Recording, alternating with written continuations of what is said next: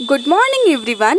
स्वागत है आप सभी का एक ऐसे ही एपिसोड में जिसका नाम है ज़िंदगी के उमंग हमारी संग। हम बात करने वाले हैं आज टाइम की ट्रू वैल्यू के बारे में। वैसे टाइम का हमारे जीवन में बहुत ही इम्पोर्टेंस है और टाइम की वैल्यू हमें तब पता चलती है ना जब वो हमारे हाथ से निकल जाता है। इसलिए समय रहते ही अपने काम को कर लिया करो। वैसे टाइम की ट्रू वैल्यू आज हम एक प्यारे से स्टोरी से सीखेंगे। अगर आप इस स्टोरी को ध्यान से सुनते हैं तो आप ज़िंदगी के सबसे बड़े लेसन को बहुत ही ईजिली समझ पाएंगे। तो स्टार्ट करते हैं अपनी स्टोरी को। ये स्टोरी शुरू होती है मिस्टर फ्रैंकलिन से। मिस्टर फ्रैंकलिन का एक जो है बुक स्टॉल रहता है। वहाँ पर एक कस्टमर आता है और वो ढेर प्रकार की बुक को देखता है। उसे एक बुक पसंद आती है और वो जो कस्टमर रहता है वो जो है वहाँ के सेल्समैन से उसकी प्राइस पूछता है। तो सेल्समैन बताता है कि इसकी प्राइस 100 रुपये है। इसके बाद जो कस्टमर रहता है वो पूछता है सेल्समैन से, ये दुकान जो है मिस्टर फ्रैंकलिन की है ना? तो वो जो सेल्समैन रहता है वो बोलता है कि हाँ, ये दुकान मिस्टर फ्रैंकलिन की है। तो वो बोलता है कि मिस्टर फ्रैंकलिन अंदर हैं क्या? वो बोलता है कि हाँ, मिस्टर फ्रैंकलिन अंदर हैं लेकिन कुछ काम कर रहे हैं। वो बोलता है कि मुझे उनसे मिलना था।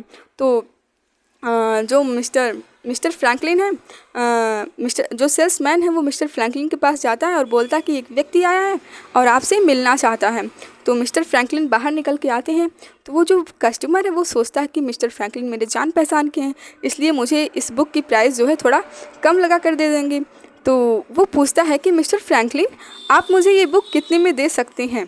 तो वो बोलता है, मिस्टर फ्रैंकलिन बोलते हैं 125 रुपये। इसके बाद वो कस्टमर बोलता है कि अभी आपके सेल्समैन ने मुझे इसकी प्राइस 100 रुपये बताई और आप इतना बढ़ा कर क्यों बता रहे हैं? तो वो बोलता है कि देखिए, आपने मेरा जो समय बर्बाद किया उसका क्या?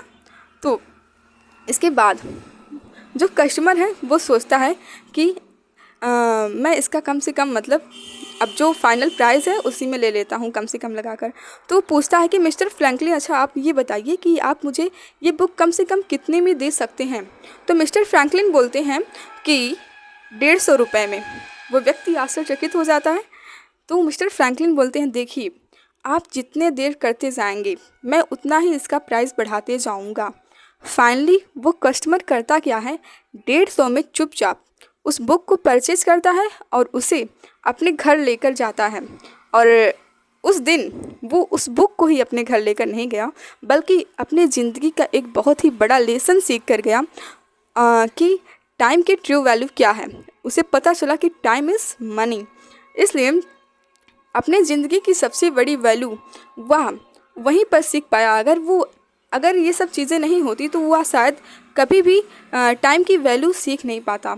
वो बहुत बड़ा लेसन अपने घर लेकर गया। तो हमें भी सीखना चाहिए कि जो टाइम है ना वो अगर हम उसे टाइम को जो टाइम है अगर हम उसे काउंट करते हैं मनी के अकॉर्डिंग तो time is most important. Okay, आपके ज़िंदगी में एक समय ही है ऐसा जो बहुत ही इम्पॉर्टेंट है।